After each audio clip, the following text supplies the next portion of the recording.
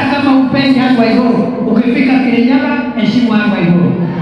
Kama upendi Gitari, ukifika Kirinyaga Central heshimu Gitari, kwa sababu walichaguliwa na wananchi, na wananchi ndio wataamua, sio wewe asikutulijia hapa ati wewe ndio utasema. Useme kama nani? Ni hawa watasema ama ni nyinyi? Ni nyinyi mtasema ama ni wale? Si ni nyinyi mtaamua? Wenye kutuma nyumbani nyinyi mtasema, mwenye ataendelea nyinyi mtasema.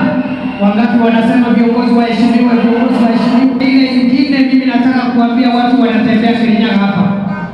Kuna watu ndugu zetu wanatembea hapa mlimani, hapa Mount Kenya, na wakifika katika kaunti wanaanza kutusi viongozi ambao wamechaguliwa na wananchi. Mimi nataka kuwaambia hao ndugu zangu, hiyo tabia wakome, kwa sababu hawa viongozi hawakujichagua wenyewe, walichaguliwa na wananchi. Na wa kiongozi ule ambaye wananchi watasema aendelee, wananchi wataamua. Ule watataka apumzike, wananchi wataamua. Sio wewe kuamua, utaamua kama nani?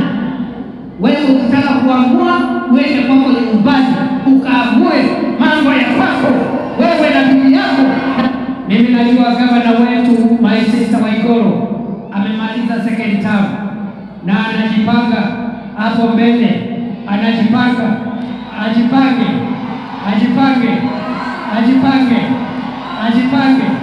Waiguru ajipange. Wangapi wanasema Waiguru ajipange? Namna hii. So wewe tengeneza hii Kirinyaga, wengine wakuwe viongozi, wewe kuja Nairobi, tutapangana. Mimi ni ndugu yako, usijali, usiniogope, mimi ni ndugu yako. Kuja tupangane Nairobi hapo kwa William Ruto, tumsindikishe next year apate second term, alafu ataondokee aende retire. Mimi na Waiguru tutajipanga. Nisembe.